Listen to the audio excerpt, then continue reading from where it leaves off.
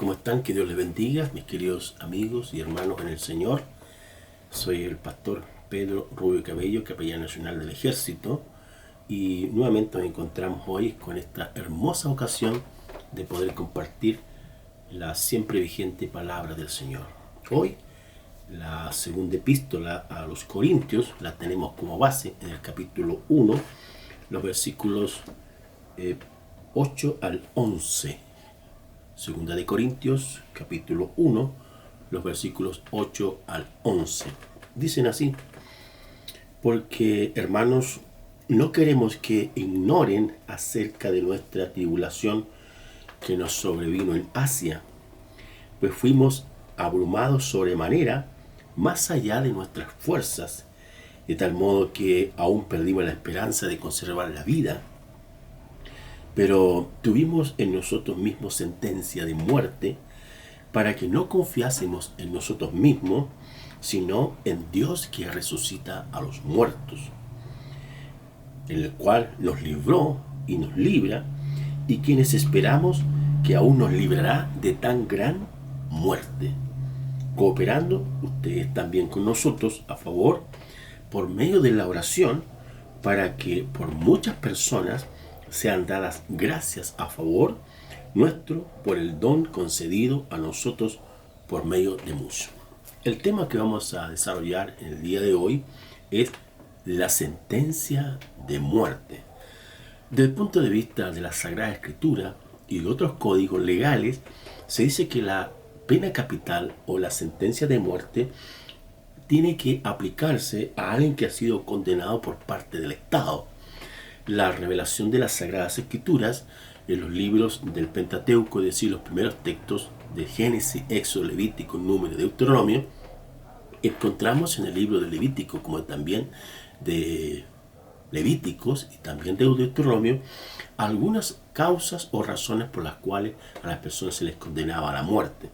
Por un lado, cuando alguien cometía adulterio; dos, cuando los hijos se rebelaban contra los padres; y cuando habían sucesos de que alguien le quitaba la muerte a otra persona, la sentencia era la muerte. Eran condenados a la pena de muerte.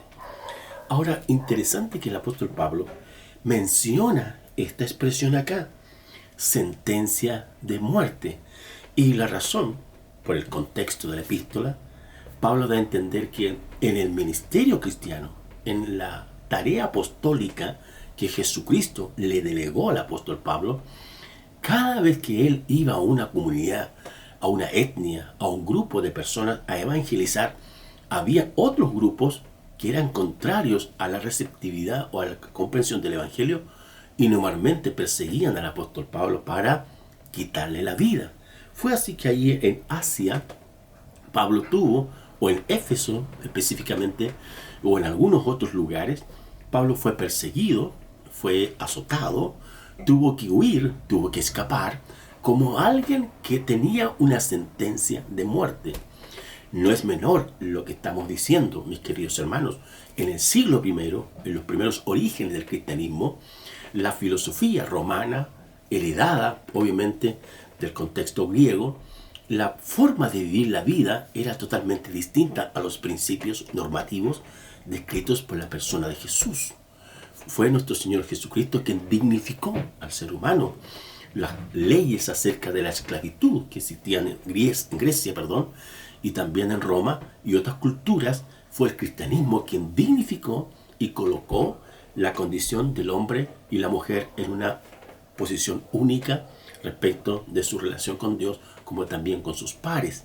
Entonces, el apóstol Pablo utiliza esta expresión de sentencia de muerte y la coloca en la situación donde que la predicación o la evangelización implicaba que siempre se encontraría con personas adversas que se opondrían y lo perseguirían al apóstol Pablo hasta quitarle la vida.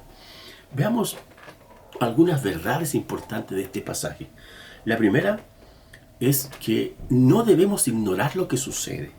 El versículo 8 revela que Pablo experimentó tribulaciones, crisis, persecuciones, situaciones dolorosas, complejas desde el punto de vista mental, desde el punto de vista físico y desde el punto de vista espiritual. Y en ese sentido, Pablo usa la expresión las tribulaciones, abrumados sobremanera, la pérdida de las fuerzas y el conservar la vida. Obviamente que en el contexto contemporáneo en el cual estamos, siglo XXI, ninguno de nosotros experimenta una persecución, a menos acá en Sudamérica. Se dice que en los otros países como China, como Rusia, Corea del Norte, y algunos han sido perseguidos nuestros hermanos por empezar la palabra del Señor. Pero en nuestro contexto no es así. Entonces, lo importante acá es que el creyente tiene que saber que hay alguien que siempre se va a oponer a su confesión de fe. En segundo lugar, Pablo dice que frente a esta sentencia de muerte, es que no debemos confiar en nosotros mismos. Obviamente que nuestra vida depende del Señor y que siempre van a haber situaciones adversas, complejas, donde puede estar en riesgo la vida.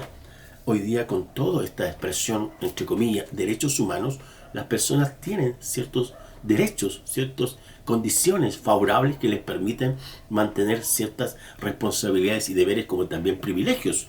Pero a pesar de todo, debemos confiar en el Señor, ya que Pablo usa la expresión que Dios resucita a los muertos. Es decir, el autor de la vida, que es Dios, Él tiene poder para, a pesar de esta sentencia de muerte que está vigente en cuanto a la evangelización, ya que muchos de los primeros cristianos murieron y fueron sentenciados a muerte y murieron.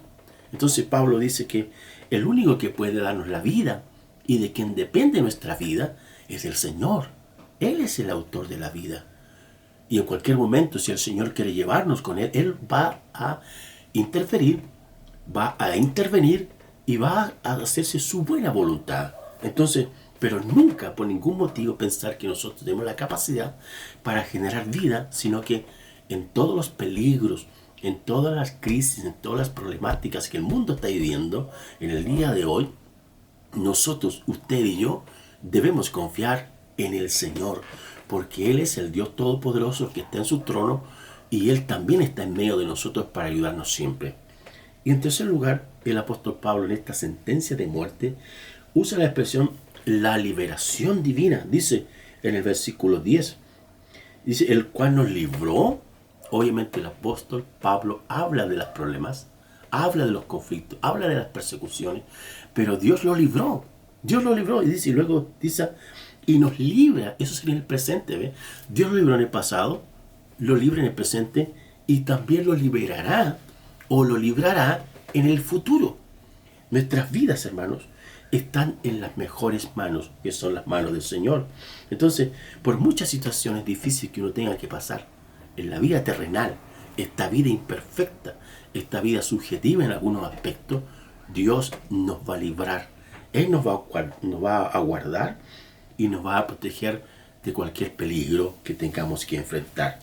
Ahora, también Pablo utiliza ahí la expresión de cómo los creyentes, sus discípulos, aquellos hombres que han renunciado a la vida pagana para someterse y entregarse al Señor Jesucristo, pueden cooperar, pueden ayudar, pueden accionar con la oración.